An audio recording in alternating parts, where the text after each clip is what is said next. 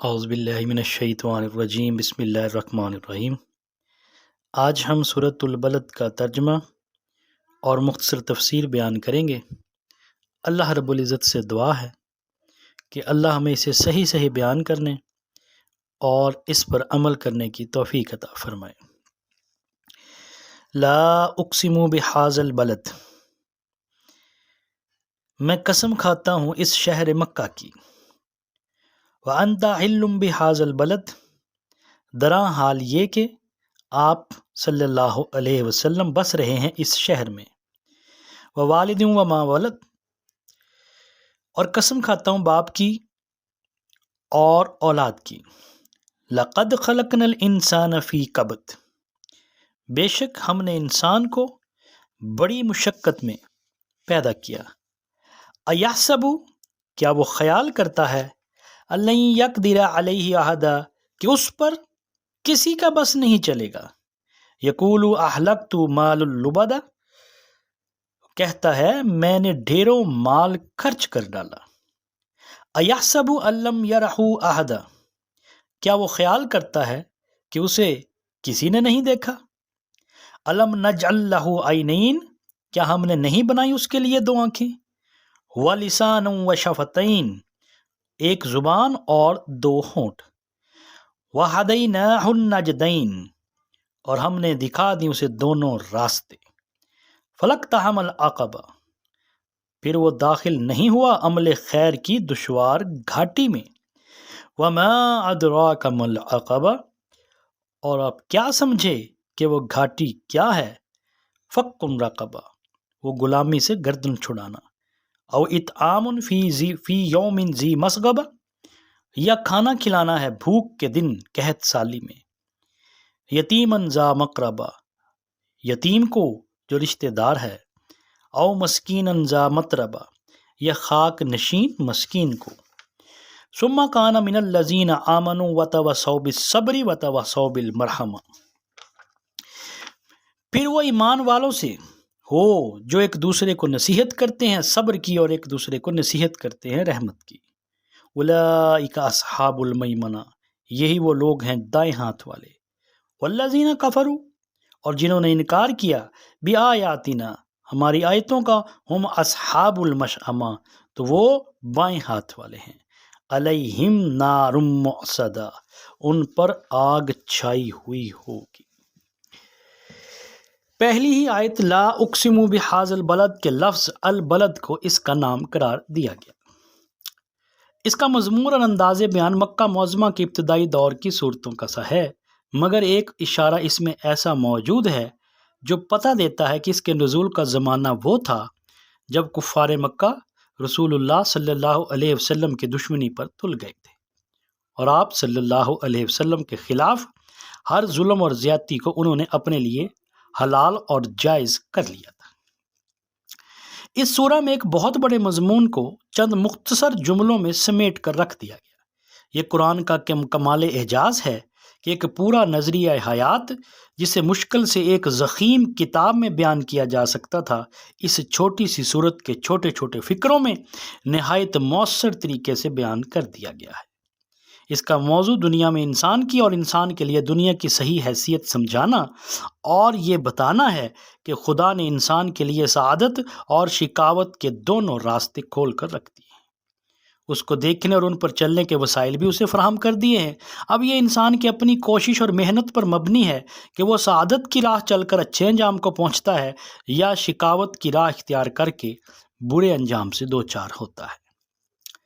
سب سے پہلے شہر مکہ اور اس میں رسول پاک صلی اللہ علیہ وسلم پر گزرنے والے مصائب اور پوری اولاد آدم کی حالت کو اس حقیقت پر گواہ کی حیثیت سے پیش کیا گیا۔ یہ دنیا انسان کے لیے آرام گاہ نہیں ہے جس میں وہ مزے اڑانے کے لیے پیدا کیا گیا ہے، بلکہ یہاں اس کی پیدائشی مشقت کی حالت میں ہوئی ہے۔ اس کے بعد انسان کی یہ غلط فہمی دور کی گئی کہ یہاں بس وہی ہے اور اوپر کوئی بالا تر طاقت نہیں ہے جو اس کام کی نگرانی کرنے والی اور اس پر مواخذہ کرنے والی ہو۔ پھر انسان کے بہت سے جاہلانہ اخلاق کی تصورات میں سے ایک چیز کو بطور مثال لے کر بتایا گیا کہ دنیا میں اس نے بڑائی اور فضیلت کے کیسے غلط معیار بنا رکھے ہیں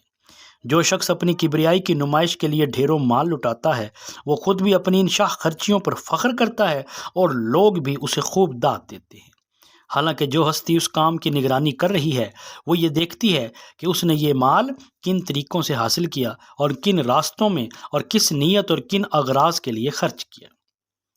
اس کے بعد اللہ تعالیٰ فرماتا ہے کہ ہم نے انسان کو علم کے ذرائع اور سوچنے سمجھنے کی صلاحیتیں دے کر اس کے سامنے بھلائی اور برائی کے دونوں راستے کھول کر رکھ دیے۔ ایک راستہ تو وہ ہے جو اخلاق کی پستیوں کی طرف جاتا ہے اور اس پر جانے کے لیے کوئی تکلیف نہیں اٹھانی پڑتی بلکہ نفس کو خوب لذت حاصل ہوتی ہے، اور دوسرا راستہ اخلاق کی بلندیوں کی طرف جاتا ہے جو ایک دشوار گزار گھاٹی کی طرح ہے کہ اس پر چلنے کے لیے آدمی کو اپنے نفس پر جبر کرنا پڑتا ہے۔ یہ انسان کی کمزوری ہے کہ وہ اس گھاٹی پر چڑھنے کی بنسبت کھڈ میں لڑکنے کو ترجیح دیتا ہے۔ پھر اللہ تعالیٰ نے بتایا کہ وہ گھاٹی کیا ہے جس سے گزر کر آدمی بلندیوں کی طرف جا سکتا ہے، وہ یہ ہے کہ ریا اور فخر اور نمائش کے خرچ چھوڑ کر آدمی اپنا مال یتیموں میں مسکینوں کی مدد پر خرچ کرے، اللہ اور اس کے دین پر ایمان لائے اور ایمان لانے والوں کے گروہ میں شامل ہو کر ایک ایسے معاشرے کی تشکیل میں حصہ لے جو صبر کے ساتھ حق پرستی کے تقاضوں کو پورا کرنے والا اور خلق پر رحم کھانے والا ہو۔ اس راستے پر چلنے والا کو انجام یہ ہے کہ آدمی اللہ کی رحمتوں کا مستحق ہو، اور اس کے برعکس دوسرا راستہ اختیار کرنے والوں کا انجام دوزخ کی آگ ہے جس سے نکلنے کے سارے دروازے بند ہیں۔ اب چلتے ہیں اس سورہ کی تفسیر کی طرف۔ لا اقسم بہذا البلد، اس سے پہلے ہم سورہ قیامہ یا حاشیہ میں اس بات کی وضاحت کر چکے ہیں کہ کلام کا آغاز نہیں سے کرنا اور پھر قسم کھا کر آگے کی طرف شروع کرنا یہ معنی رکھتا ہے کہ لوگ کوئی غلط بات کہہ رہے تھے جس کی تردید کرتے ہوئے فرمایا گیا کہ نہیں، وہ بات نہیں ہے جو تم سمجھے ہو، بلکہ میں فلاں فلاں چیزوں کی قسم کھاتا ہوں کہ اصل بات یہ ہے۔ اب رہا یہ سوال کہ وہ بات کیا تھی جس کی تردید میں یہ کلام نازل ہوا، تو اس پر بعد کا مضمون خود دلالت کرتا ہے کہ کفار مکہ یہ کہتے تھے کہ ہم جس طرز زندگی پر چل رہے ہیں اس میں کوئی خرابی نہیں، دنیا کی زندگی بس یہی کچھ ہے کہ کھاؤ پیو مزے اڑاؤ اور جب وقت آ جائے تو مر جاؤ۔ محمد صلی اللہ علیہ وسلم خام خواہ ہمارے اس طرز زندگی کو غلط ٹھہرا رہے ہیں اور ہمیں ڈرا رہے ہیں کہ اس پر کبھی ہم سے باز پرس ہوگی اور ہمیں جزا اور سزا سے واسطہ پیش آئے گا۔ یعنی شہر مکہ کی اس مقام پر یہ بات کھولنے کی کوئی ضرورت نہ تھی کہ اس شہر کی قسم کیوں کھائی جا رہی ہے۔ اہل مکہ اپنے شہر کا پس منظر خوب جانتے تھے کہ کس طرح ایک بے آب و گیاہ وادی میں سنسان پہاڑوں کے درمیان حضرت ابراہیم علیہ السلام نے اپنی ایک بیوی اور ایک شیرخوار بچے کو یہاں لا کر بے سہارا چھوڑا، کس طرح یہاں ایک گھر بنا کر ایسی حالت میں حج کا اعلان کیا جبکہ دور دور تک کوئی اس اعلان کا سننے والا نہ تھا، اور پھر کس طرح یہ شہر آخرکار تمام عرب کا مرکز بنا اور ایسا حرم قرار پایا کہ 100 برس تک عرب کی سرزمین بے آئین میں اس کے سوا امن کا کوئی مقام نہ تھا۔ وَأَنْتَ حِلٌّ بِهَذَا الْبَلَدِ، اس کے 3 معنی مفسرین نے بیان کیے ہیں۔ ایک یہ کہ آپ اس شہر میں مقیم ہیں صلی اللہ علیہ وسلم، اور آپ صلی اللہ علیہ وسلم کے مقیم ہونے سے اس کی عظمت میں اور اضافہ ہو گیا۔ دوسرے یہ کہ اگرچہ یہ شہر حرم ہے مگر ایک وقت آئے گا جب کچھ دیر کے لیے یہاں جنگ کرنا اور دشمنان دین کو قتل کرنا آپ صلی اللہ علیہ وسلم کے لیے حلال ہو جائے گا۔ تیسرا یہ کہ شہر میں جنگل کے جانوروں تک کو مارنا اور درختوں تک کو کاٹنا اہل عرب کے نزدیک حرام ہے، اور یہاں ہر ایک کو امن میسر ہے، لیکن حال یہ ہو گیا ہے کہ اے نبی صلی اللہ علیہ وسلم آپ کو یہاں کوئی امن نصیب نہیں، آپ کو ستانا اور آپ کے قتل کی تدبیریں کرنا حلال کر لیا گیا ہے۔ اگرچہ الفاظ میں تینوں معنوں کی گنجائش ہے، لیکن جب ہم آگے مضمون پر غور کرتے ہیں تو محسوس ہوتا ہے کہ پہلے 2 معنی اس سے کوئی مناسبت نہیں رکھتے اور تیسرا مفہوم ہی اس میں میل کھاتا ہے۔ چنانچہ مطلقاً باپ اور اس سے پیدا ہونے والی اولاد کے الفاظ استعمال کیے گئے ہیں اور آگے انسان کا ذکر کیا گیا ہے، اس لیے باپ سے مراد آدم علیہ السلام ہی ہو سکتے ہیں اور ان سے پیدا ہونے والی اولاد سے مراد وہ تمام انسان ہیں جو دنیا میں پائے گئے ہیں، اب پائے جاتے ہیں اور آئندہ پائے جائیں گے۔ لَقَدْ خَلَقْنَا الْإِنسَانَ فِي كَبَدٍ، یہ ہے وہ بات جس پر وہ قسمیں کھائی گئی جو اوپر مذکور ہوئی۔ انسان کے مشقت میں پیدا کیے جانے کا مطلب یہ ہے کہ انسان اس دنیا میں مزے کرنے اور چین کی بانسری بجانے کے لیے پیدا نہیں کیا گیا، بلکہ اس کے لیے یہ دنیا محنت اور مشقت اور سختیاں جھیلنے کی جگہ ہے، اور کوئی انسان بھی اس حالت سے گزرے بغیر نہیں رہ سکتا۔ یہ شہر مکہ گواہ ہے کہ کسی اللہ کے بندے نے اپنی جان کھپائی تھی، تب یہ بسا اور عرب کا مرکز بنا۔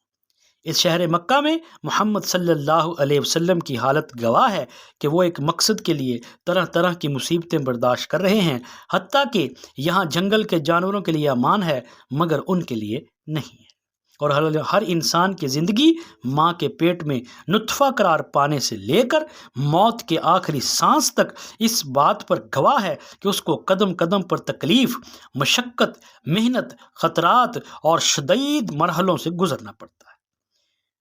جس کو تم بڑی سے بڑی قابل رشک حالت میں دیکھتے ہو، وہ بھی جب ماں کے پیٹ میں تھا تو ہر وقت اس خطرے میں مبتلا تھا کہ اندر ہی مر جائے یا اس کا اسقاط ہو جائے۔ زچگی کے وقت اس کی موت اور زندگی کے درمیان بال بھر سے زیادہ فاصلہ نہ تھا۔ پیدا ہوا تو اتنا بے بس تھا کہ دیکھ بھال کرنے والا نہ ہوتا تو پڑے پڑے ہی سسک سسک کر مر جاتا۔ چلنے کے قابل ہوا تو قدم قدم پر گرا پڑا رہتا۔ بچپن سے جوانی اور بڑھاپے تک ایسے جسمانی تغیرات سے اس کو گزرنا پڑا کہ کوئی تغیر بھی اگر غلط سمت میں ہو جاتا تو اس کی جان کے لالے پڑ جاتے۔ وہ اگر بادشاہ یا ڈکٹیٹر بھی ہے تو کسی وقت اس اندیشے سے اس کو چین نصیب نہیں ہے کہ کہیں اس کے خلاف کوئی سازش نہ ہو جائے۔ وہ اگر فاتح عالم بھی ہے تو کسی وقت اس خطرے سے امن میں نہیں ہے کہ اس کے سپہ سالاروں میں سے کوئی بغاوت نہ کر بیٹھے۔ وہ اگر اپنے وقت کا قارون بھی ہے تو اس فکر میں ہر وقت غلطاؤں پیچاں ہے کہ اپنی دولت کیسے بڑھائے اور کس طرح اس کی حفاظت کرے۔ اگر کوئی شخص بھی بے گل و گشت چین کی نعمت سے بہرہ مند نہیں ہے، کیونکہ انسان پیدا ہی مشقت میں کیا گیا ہے۔ ایحسب ان لن یقدر علیہ احد، یعنی کیا یہ انسان جو ان حالات میں گھرا ہوا ہے، اس گرے میں مبتلا ہے کہ وہ دنیا میں جو کچھ چاہے کرے؟ کوئی بالا تر اقتدار اس کو پکڑنے، اس کا سر نیچے کرنے والا نہیں ہے، حالانکہ آخرت سے پہلے خود اس دنیا میں بھی ہر آن وہ دیکھ رہا ہے کہ اس کی تقدیر پر کسی اور کی فرما روائی قائم ہے،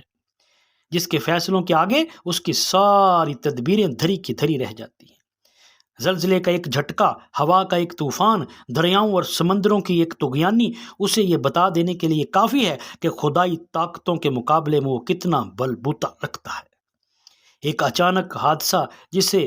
اچھے خاصے بھلے چنگے انسان کو اپاج بنا کر رکھ دیتا ہے۔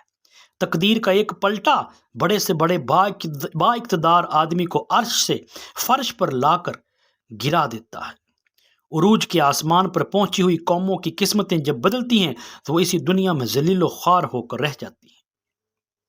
جہاں کوئی ان سے آنکھ ملانے کی ہمت نہ رکھتا تھا، اس انسان کے دماغ میں آخر کہاں سے یہ ہوا بھر گئی کہ کسی کا اس پر بس نہیں چلتا۔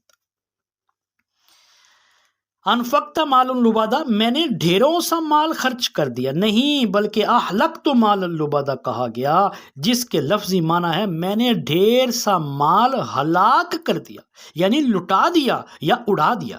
یہ الفاظ ظاہر کرتے ہیں کہ کہنے والے کو اپنی مالداری پر کتنا فخر تھا کہ جو ڈھیر سا مال اس نے خرچ کیا وہ اس کی مجموعی دولت کے مقابلے میں اتنا ہیج تھا کہ اس کے لٹا دینے یا اڑا دینے کی اسے کوئی پرواہ نہیں تھی۔ اور یہ مال اڑا دینا کس مد میں کسی حقیقی نیکی کے کام میں نہیں تھا، بلکہ اپنی دولت مندی کی نمائش، اپنے فخر اور اپنی بڑائی کے اظہار میں قصیدہ گو شاعروں کو بھاری انعامات دینا، شادی اور غمی کی رسموں میں سینکڑوں ہزاروں آدمیوں کی دعوت کر ڈالنا، جوئے میں ڈھیروں دولت ہار جانا، جوا جیت جانے پر اونٹ کاٹنا اور خوب یار دوستوں کو کھلانا، میلوں میں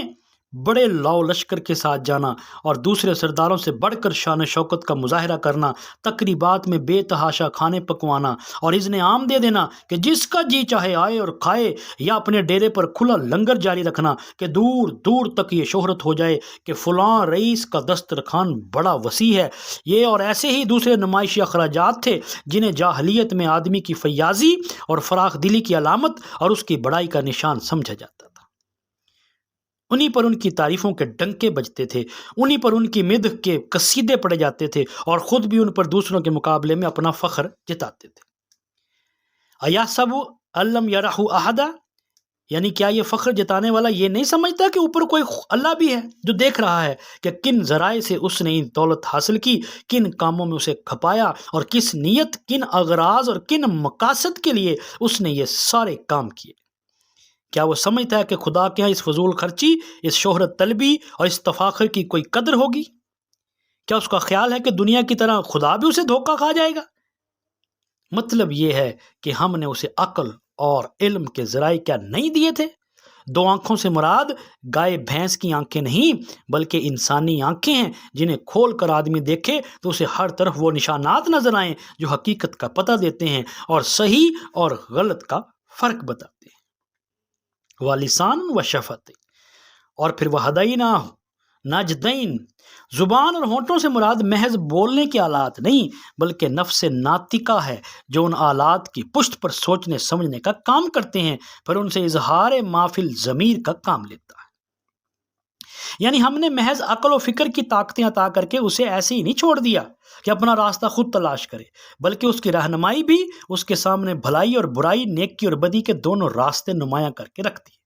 تاکہ وہ خوب سمجھ کر ان میں سے جس کو چاہے اپنی ذمہ داری پر اختیار کر لے۔ یہ وہی بات ہے جو سورہ دہر میں فرمائی گئی کہ ہم نے انسان کو ایک مخلوط نطفے سے پیدا کیا تاکہ اس کا امتحان لے، اور اس غرض کے لیے ہم نے اسے سننے اور دیکھنے والا بنایا، اور ہم نے اسے راستہ دکھایا، خواہ شکر کرنے والا بنے یا کفر کرنے والا۔ اگلی آیت ہے فَلَقْتَحَمَ الْعَقَبَةَ، اصل الفاظ اقتحام کے معنی ہے اپنے آپ کو کسی سخت اور مشقت طلب کام میں ڈال دینا، اور عقبہ اس دشوار گزار راستے کو کہتے ہیں جو بلندی پر جانے کے لیے پہاڑوں میں سے گزرتا ہے۔ پس آیت کا مطلب یہ ہوا کہ دو راستے جو ہم نے اسے دکھائے ان میں سے ایک تو بلندی کی طرف جاتا ہے مگر مشقت طلب اور دشوار گزار ہے، اس میں آدمی کو اپنے نفس اور اس کی خواہشوں سے اور شیطان کی ترغیبات سے لڑ کر چلنا پڑتا ہے، اور دوسرا راستہ آسان راستہ ہے جو کھڈوں میں، جو گہرائی میں اترتا ہے، مگر اس سے پستی کی طرف جانے کے لیے کسی محنت کی ضرورت نہیں پڑتی بلکہ بس اپنے نفس کی باگیں ڈھیلی چھوڑ دینا کافی ہے، پھر آدمی خود نشیب کی طرف لڑکتا چلا جاتا ہے۔ اب یہ آدمی جس کو ہم نے دونوں راستے دکھا دیے ہیں، اس نے ان میں سے پستی کی جانب جانے والے راستے کو اختیار کر لیا اور اس مشقت طلب راستے کو چھوڑ دیا جو بلندی کی طرف جانے والا ہے۔ پہلے چونکہ اس کی فضول خرچیوں کا ذکر ہوا ہے جو اپنی بڑائی کی نمائش اور لوگوں پر فخر جتانے کے لیے کرتا ہے، اس لیے اب اس کے مقابلے میں بتایا گیا ہے کہ وہ کون سا خرچ اور مال کا کون سا مصرف ہے جو اخلاق کی پستیوں میں گرانے کے بجائے آدمی کو بلندیوں کی طرف لے جاتا ہے، مگر اس میں نفس کی کوئی لذت نہیں بلکہ آدمی کو اس کے لیے اپنے نفس پر جبر کر کے ایثار اور قربانی سے کام لینا پڑتا ہے۔ وہ خرچ یہ ہے کہ آدمی کسی غلام کو خود آزاد کرے یا اس کی مالی امداد کرے تاکہ وہ اپنا فدیہ ادا کر کے رہائی حاصل کر لے، یا کسی غریب کی گردن قرض کے جال سے نکالے، یا کوئی بے وسیلہ آدمی اگر کسی تاوان کے بوجھ سے لد گیا ہو تو اس کی جان سے چھڑائے۔ اسی طرح وہ یہ خرچ کرے کہ آدمی بھوک کی حالت میں کسی قریبی یتیم، رشتہ دار یا پڑوسی یتیم اور کسی ایسے بے کس محتاج کو کھانا کھلائے جسے غربت اور افلاس کی شدت نے خاک میں ملا دیا اور جس کی دستگیری کرنے والا کوئی نہ ہو۔ ایسے لوگوں کی مدد سے آدمی کی شہرت کے ڈنکے تو نہیں بجتے، اور نہ ان کو کھلا کر آدمی کی دولت مندی اور دریا دلی کے وہ چرچے ہوتے ہیں جو ہزاروں کھاتے پیتے لوگوں کی شاندار دعوتیں کرنے سے ہوا کرتی ہیں، مگر اخلاق کی بلندیوں کی طرف جانے کا راستہ اسی دشوار گزار گھاٹی سے ہو کر گزرتا ہے۔ ان آیات میں نیکی کے جن کاموں کا ذکر ہے ان کے بڑے فضائل رسول اللہ صلی اللہ علیہ وسلم نے اپنے ارشادات میں بیان فرمائے۔ مثلا فق الرقبہ، گردن چھڑانے کے بارے میں حضور صلی اللہ علیہ وسلم کی مختلف احادیث ہیں، جن میں سے ایک ابو ہریرہ کی یہ روایت ہے کہ حضور علیہ الصلوۃ والسلام نے فرمایا، جس شخص نے ایک مومن غلام کو آزاد کیا، اللہ تعالیٰ اس غلام کے ہر عضو کے بدلے میں آزاد کرنے والے شخص کے ہر عضو کو دوزخ کی آگ سے بچا لے گا، ہاتھ کے بدلے ہاتھ، پاؤں کے بدلے پاؤں، شرمگاہ کے بدلے شرمگاہ۔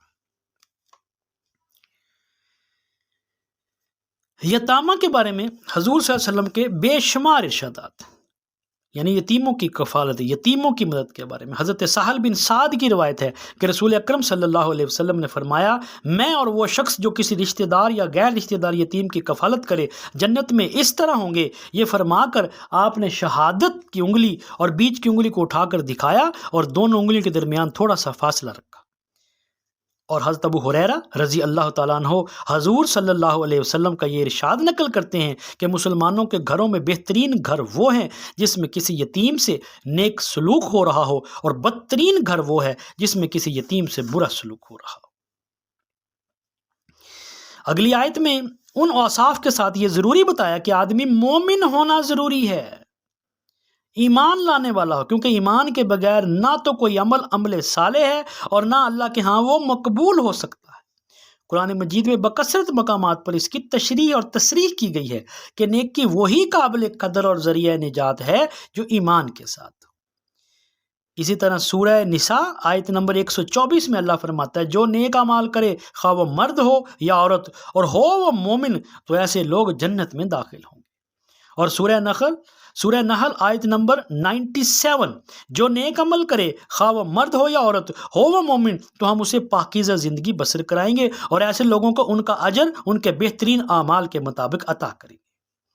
اور سورہ مومن آیت نمبر 40 میں اللہ رب العزت فرماتا ہے، جو نیک عمل کرے خواہ وہ مرد ہو یا عورت ہو وہ مومن ایسے لوگ جنت میں داخل ہوں گے، وہاں ان کو بے حساب رزق دیا جائے گا۔ قرآن پاک کا جو شخص بھی مطالعہ کرے گا وہ یہ دیکھے گا کہ اس کتاب میں جہاں بھی عمل صالح کے اجر اور اس کے جزائے خیر کا ذکر کیا وہاں لازماً اس کے ساتھ ایمان کی شرط لگی ہوئی ہوگی۔ عمل بلا ایمان کو کہیں بھی اللہ کے ہاں مقبول نہیں قرار دیا گیا اور نہ اس پر کسی اجر کی امید دلائی گئی۔ اس مقام پر یہ اہم نقطہ بھی نگاہ سے مخفی نہ رہنا چاہیے کہ آیت میں یہ نہیں فرمایا گیا کہ پھر وہ ایمان لایا، بلکہ یہ فرمایا گیا پھر وہ ان لوگوں میں شامل ہوا جو ایمان لائے۔ اس کا معنی یہ ہے کہ محض ایک فرد کی حیثیت سے اپنی جگہ ایمان لا کر رہ جانا مطلوب نہیں، بلکہ مطلوب یہ ہے کہ ہر ایمان لانے والا ان دوسرے لوگوں کے ساتھ مل جائے جو ایمان لائے، تاکہ اس سے اہل ایمان کی ایک جماعت بنے، ایک مومن معاشرہ وجود میں آئے، ایک اجتماعی طور پر ان بھلائیوں کو قائم کیا جائے جن کا قائم کرنا اور ان برائیوں کو مٹایا جانا ایمان کا اہم تقاضا ہے۔ یہ مومن معاشرے کی دو اہم خصوصیات ہیں جن کو دو مختصر فکروں میں بیان کر دیا گیا۔ پہلی خصوصیت یہ ہے کہ اس کے افراد ایک دوسرے کو صبر کی تلقین کرتے ہیں، اور دوسری یہ ہے کہ ایک دوسرے کو رحم کی تلقین کرتے ہیں۔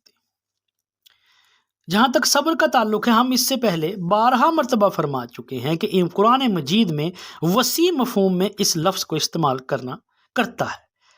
اس کے لحاظ سے مومن کی پوری زندگی صبر کی زندگی ہے، اور ایمان کے راستے پر قدم رکھتے ہی آدمی کے صبر کا امتحان شروع ہو جاتا ہے۔ خدا کی فرض کرتا عبادتوں کے انجام دینے میں صبر درکار ہے،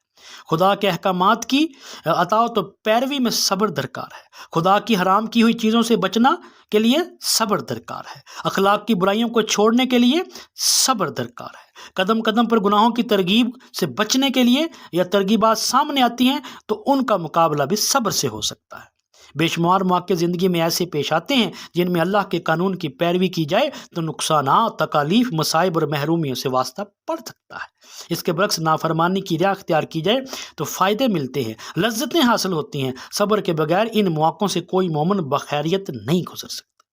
پھر ایمان کی راہ اختیار کرتے ہی آدمی کو اپنے نفس اور ان کی خواہشات سے لے کر اپنے اہل و عیال، اپنے خاندان، اپنے معاشرے، اپنے ملک و قوم اور دنیا بھر کے شیاطین، جن و انس کی مزاحمتوں کا سامنا کرنا پڑتا ہے، حتیٰ کہ راہ خدا میں ہجرت اور جہاد تک کی نوبت بھی آ جاتی ہے۔ ان سب حالات میں صبر ہی کی صفت آدمی کو ثابت قدم رکھ سکتی ہے۔ اب یہ ظاہر بات ہے کہ ایک مومن اکیلا اس شدید امتحان میں پڑ جائے تو ہر وقت شکست کھا جانے کے خطرے سے دوچار ہوگا اور مشکل ہی سے کامیاب ہو سکے گا، بخلاف اس کے کہ اگر ایک مومن معاشرہ ایسا موجود ہو جس کا ہر فرد خود بھی صابر ہو اور جس کے سارے افراد ایک دوسرے کو صبر اور ہمہ گیر امتحان میں سہارا بھی دے رہے ہوں تو کامرانیاں اس معاشرے کے قدم ضرور چومے گی۔ بدی کے مقابلے میں ایک بے پناہ طاقت پیدا ہو جائے گی، انسانی معاشرے کو بھلائی کے راستے پر لانے کے لیے ایک زبردست لشکر تیار ہو جائے گا۔ اور رہا رحم، تو اہل ایمان کے معاشرے کی امتیازی شان یہی ہے کہ وہ ایک سنگ دل، بے رحم اور ظالم معاشرہ نہیں ہوتا، بلکہ انسانیت کے لیے رحیم و شفیق اور آپس میں ایک دوسرے کا ہمدرد اور غمخوار معاشرہ ہوتا ہے۔ فرد کی حیثیت سے بھی ایک مومن اللہ کی شان رحیمی کا مظہر ہے، اور جماعت کی حیثیت سے بھی مومنوں کا گروہ اللہ کے اس رسول کا نمائندہ ہے جس کی تعریف میں فرمایا گیا وَمَا أَرْسَلْنَاكَ إِلَّا رَحْمَةً لِّلْعَالَمِينَ۔ حضور صلی اللہ علیہ وسلم نے سب سے بڑھ کر جس بلند اخلاق کی صفت کو اپنی امت میں فروغ دینے کی کوشش کی وہ یہی رحم کی صفت ہے۔ حضرت جریر بن عبداللہ رضی اللہ تعالیٰ عنہ کی روایت ہے کہ آپ صلی اللہ علیہ وسلم نے فرمایا لا یرحم اللہ من لا یرحم الناس، اللہ اس شخص پر رحم نہیں کرتا جو انسانوں پر رحم نہیں کرتا۔ اور حضرت ابو سعید خدری رضی اللہ تعالیٰ عنہ فرماتے ہیں جو رحم نہیں کرتا اس پر رحم نہیں کیا جائے گا، یعنی آپ صلی اللہ علیہ وسلم نے فرمایا من لا یرحم لا یرحم، جو رحم نہیں کرتا اس پر رحم نہیں کیا جائے گا۔ اور حضرت ابو ہریرہ کہتے ہیں کہ میں نے ابو القاسم صادق و مصدوق صلی اللہ علیہ وسلم کو یہ فرماتے ہوئے سنا کہ بدبخت آدمی کے دل سے رحم سلب کر لیا جاتا ہے۔ اور ابو موسیٰ اشعری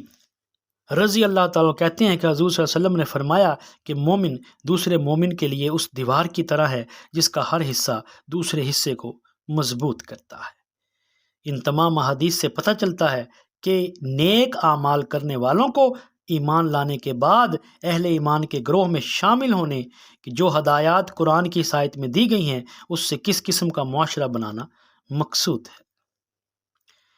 اور آخر میں والذین کفروا بآیاتنا هم اصحاب المشأمہ، اور جنہوں نے ہماری آیات کو ماننے سے انکار کیا وہ بائیں بازو والے ہوں گے، اور علیہم نار مؤصدہ، اور ان پر آگ چھائی ہوئی ہوگی، یعنی آگ اس طرح ان کو ہر طرف سے گھیرے ہوئے ہوگی کہ اس سے نکلنے کا کوئی راستہ نہ ہوگا۔ اللہ رب العزت سے دعا ہے کہ اللہ تعالی ہمیں اس پر عمل کرنے کی توفیق عطا فرمائے۔ سبحان ربک رب العزت عما یصفون وسلام علی المرسلین والحمد للہ رب العالمین وصلی اللہ تعالی علی خیر خلق محمد وعلی آلہ واصحابہ اجمعین برحمتک یا ارحم الراحمین۔